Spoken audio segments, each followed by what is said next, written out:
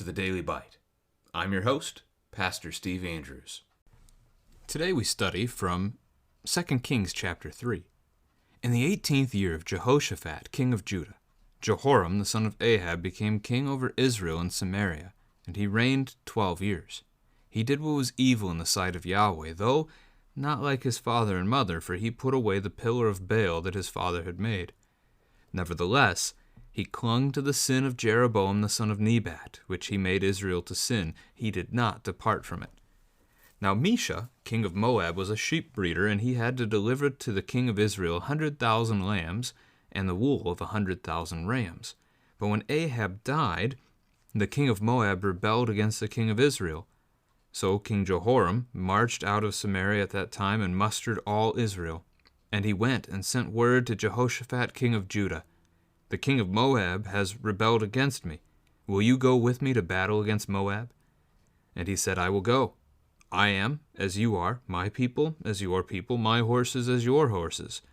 Then he said, "By which way shall we march?" Jehoram answered, "By the way of the wilderness of Edom." So the king of Israel went with the king of Judah and the king of Edom. And when they had made a circuitous march of 7 days, there was no water for the army or for the animals that followed them.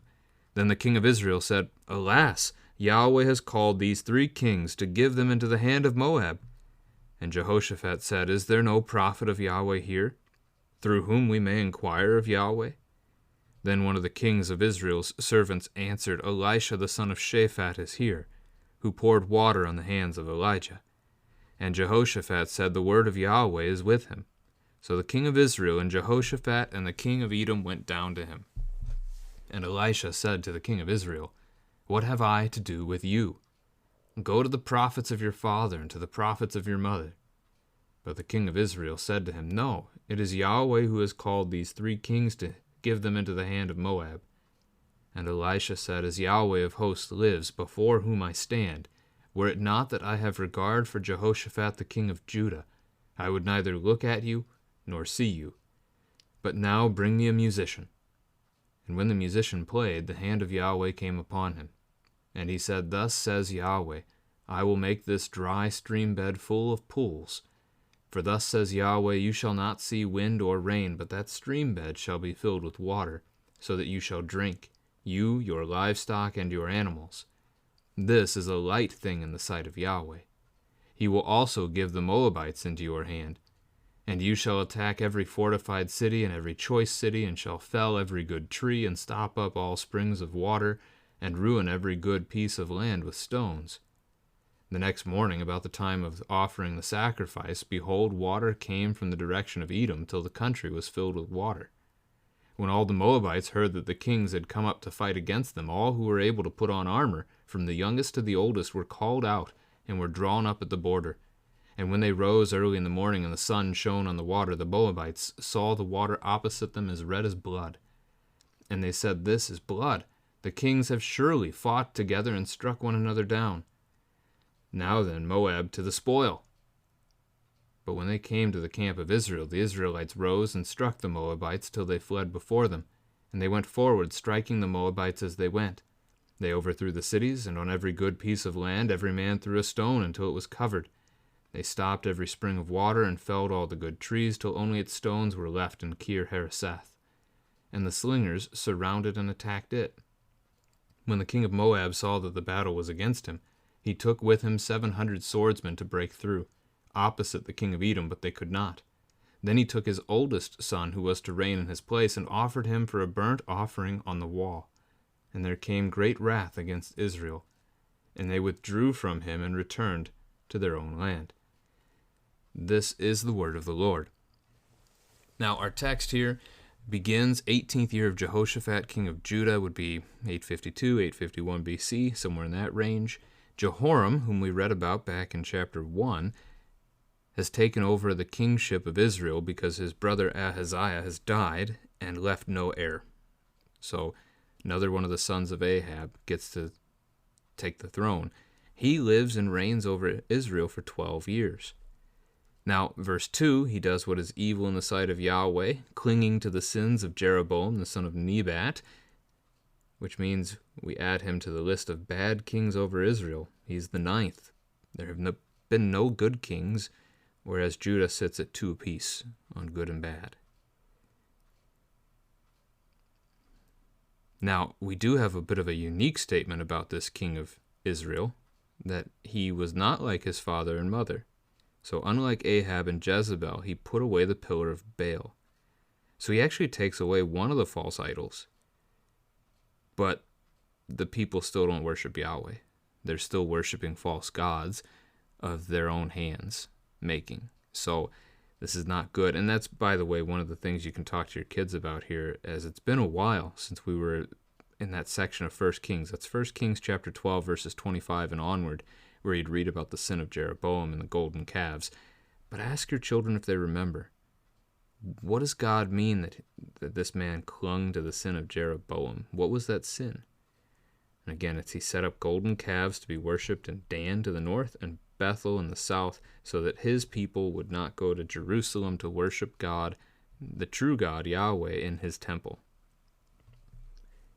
Now, as we look to the second paragraph, we learn of the Moabite king named Mesha. Mesha's account of this event is actually found. It's carved into a stone, and it was discovered in 1869. So, a little over 150 years ago. Yeah, 152, I guess that would be. So it's a neat archaeological find that talks about this event here. Moab is an enemy off to the southeast, so you could either go down south, which they're going to do, and go around the bottom of the Salt Sea and come back up on the east side, because Israel and Judah are on the west of the Salt Sea. Or you could go east from Judah and Israel, cross the Jordan River, and head south. So it's, again, Moab is east of the Salt Sea. He had been paying tribute to Ahab, king of Israel. But at the change of kings, he sees an opportunity to get out from under Israel's thumb, and he goes for it. He seeks to attack Israel. And so instead, learning of this, Israel plans to take the fight to him. Jehoram, king of Israel, musters all of his Israelite troops that he can muster, and then he goes to the king of Judah, Jehoshaphat, and asks if he will accompany him in battle.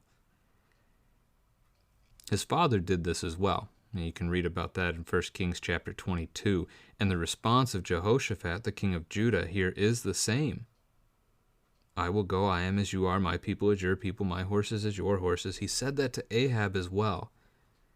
What he did there that he doesn't do first here is he also has Ahab inquire of Yahweh to see if Yahweh's hand is with them. And here we are, some years later. I'm not sure timing-wise how many years have passed. But Jehoshaphat is willing to go again, and this time he doesn't inquire of Yahweh first. He just goes. And so they're going to head south. They're going to go south of Judah. They're going to pass through the land of Edom on the south side of the Salt Sea, and then they're going to have to wrap around. They're going to have to come back up, heading northeast to enter into Moab for the battle. So they bring the king of Edom along with them. They won't have a battle on two sides that way. And they go a circuitous march. Now that word could be read in English as though they're marching in circles, which wouldn't be the first time, right? The wilderness wanderings of 40 years. The Hebrew word here can also refer to the idea of going around something. So I think just the picture of them having walked south and then turning around the bottom of the Salt Sea on the south side and coming back up is the picture that we're getting. So they've traveled the land of Edom. They've come up against Moab. They're getting ready for battle, but there's no water. They've run out of anything to drink. They don't have supplies for their men. And when you're parched, I mean, like, I don't know, go outside and run until you can't run anymore. If that's 5 miles or 1 mile or whatever you can manage, to the point where your body is tired and you're thirsty and your tongue is sticking to the roof of your mouth. When you get that tired out, it's hard to do anything, let alone fight a battle. And so the thought here of Jehoram is that God, Yahweh, is actually behind this, that God is attacking in his own way the Israelite army and he's delivering them over to Moab for an easy win for Moab. Having said that, Jehoshaphat finally decides, hey, we should inquire of God. We should ask Yahweh about this. And one of Jehoram's servants, so the faithless king, not the faithful one, the faithless one of Jehoram's servants is aware of where Elisha the prophet is, who we just learned about in yesterday's chapter. We saw him taking over that role, that position as Yahweh's prophet. He knows where he is. And so they go to him. Jehoshaphat acknowledges that Yahweh is with him. So Jehoshaphat and Elisha seem to have that common connection of Yahweh being their God, right? As we look at the next paragraph, Elisha wants nothing to do with Jehoram. Tells him to go ask the prophets of his mom and dad. Ahab, Jezebel, all the prophets of Baal that Elijah had the battle with at the end of 1 Kings. Go ask them. That's a little ironic because those guys are dead. But there are likely others already at this point. It's not hard to find false teachers in the world. But instead, Jehoram rightly answers, no, this is Yahweh's doing. It's not bad, right, for him to say. And Elisha, once again, were it not that I have regard for Jehoshaphat, the king of Judah, I would not even look at you. I would not look at you nor see you. And that's pretty intense. But again, faithless nation that has no desire to follow Yahweh, so why should Yahweh's prophet help them? Why should he work with them? He's going to do it on account of the fact that the king of Judah is also present. Judah has been, under Jehoshaphat's rule, for the most part, they've been faithful. As faithful as sinful men like us are. I don't know what to say really about verse 15. Bring me a musician. And the musician plays and Yahweh's hands upon him. It appears that somehow music played a role in aiding a prophet to hear from God. On occasion, at least. I don't know much more than that. There's not a lot in the Old Testament on it to speak of. And God is going to fill that area with water. He's just going to fill it up. That they all may drink, their livestock, their animals, the soldiers. And Elisha continues and says, this is a light thing in the sight of Yahweh. This is easy. He's going to fill this place up with water, and no problem. It's not going to be from rain either. There will be no rain or wind seen. He's just going to fill it himself. Impressive. Now, he's also, Elisha's next words, he will also give the Moabites into your hand. You might ask your kids about that. If it's a light thing for God to take a dry land and fill it with water, what about handing over Moab for Israel to conquer? Is that a light thing too? Or do you still think that's heavy? I think the argument here is that's just as light. God can do whatever God wants to do. And verse 19, they are instructed pretty thoroughly to wipe out Moab in the text here, aren't they? This is God's judgment upon the sinfulness of Moab themselves. He's going to act through the kings of Israel, Judah, and Edom to bring that about. In verse 20, you read, at the time of the offering of the sacrifice is when this miracle occurs. They were to, according to Exodus chapter 29, they were to regularly, every day, have a burnt offering of a lamb once in the morning and once at twilight, which is a reference to sundown. So as a pairing, might be safe to assume sun up and sundown. The Exodus text doesn't specify the morning hour of that sacrifice.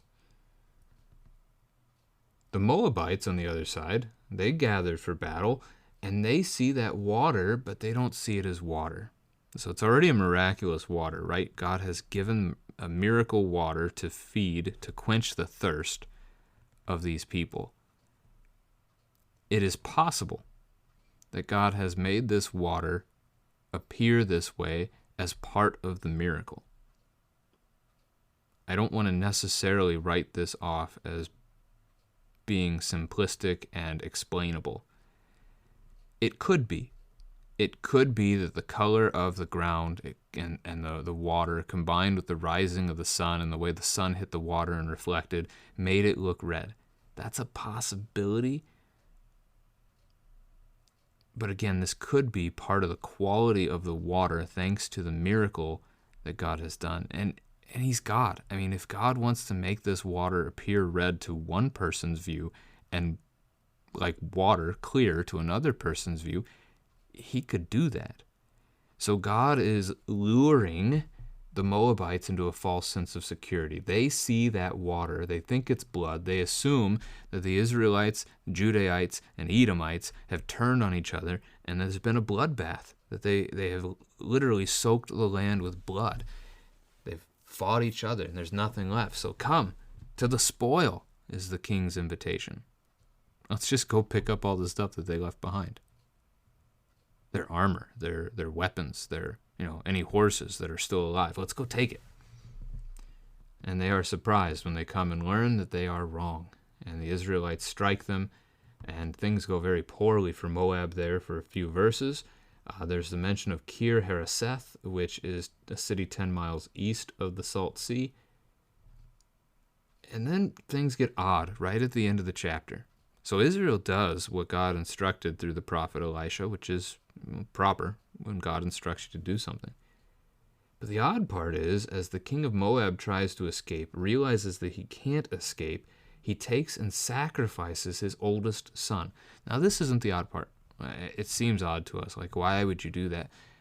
But a lot of pagan beliefs in the history of the ancient Near East had that idea. Molech is certainly seen that way earlier in the Old Testament. This would probably be Chemesh, a Moabite war god, that they're offering this boy up to, or I don't know, he might have been an adult, whatever. This oldest son of Misha is supposed to be the heir to the throne. If something happens to dad, this is their king. Not anymore. Misha has offered his son, his heir, to his false god in hopes that the false god will turn the tide of the battle in his favor. The odd thing is, it worked. That's the part that's hard for us to think about in this text. Where we don't want to go is to say that Chemesh is a real god that actually had bearing on the battle, because there's no such thing. Chemesh is an idol made up by the human mind and the human hands, as you think of the actual statues they might have made of that god. So what does verse 27 mean that great wrath came against Israel? There's three possibilities here that I saw as I was studying the text, and I'm going to put them out before you. One is that this is Yahweh, that this is Israel's God himself, and so that now that Moab has been punished, that God has gotten his judgment upon them, he's dealt his judgment upon them, he turns the judgment around because Israel is also faithless to him and deserves that. Another is that this is Moab, that the Moabites, seeing the prince, essentially, of their people sacrificed, that was like a battle cry for them, and that they rallied around that, and they fought back against the Israelites. And the third is a matter of a translation or an interpretation here. So we have the Book of Kings translated from Hebrew, which has been maintained over the centuries by Jewish scholars and rabbis and such. But in the time before Christ comes, so, probably 5-6 centuries after this event has happened, the entire Hebrew Old Testament is translated into Greek. And so the disciples, Jesus, when you get to that era, they're using the Septuagint, the Greek Old Testament. The Greek Septuagint does not read the same way, and instead reads something along, instead of great wrath, it's like great regret or great repentance.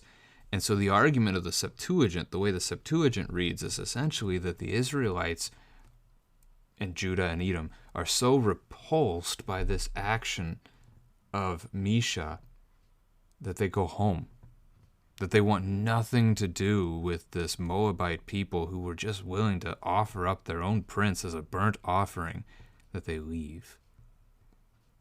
So those are your three options there. You can go with Yahweh himself, a Moabite rally, or the idea of the Greek Septuagint text, which does vary from the Jewish tradition that we tend to use in our English Bibles.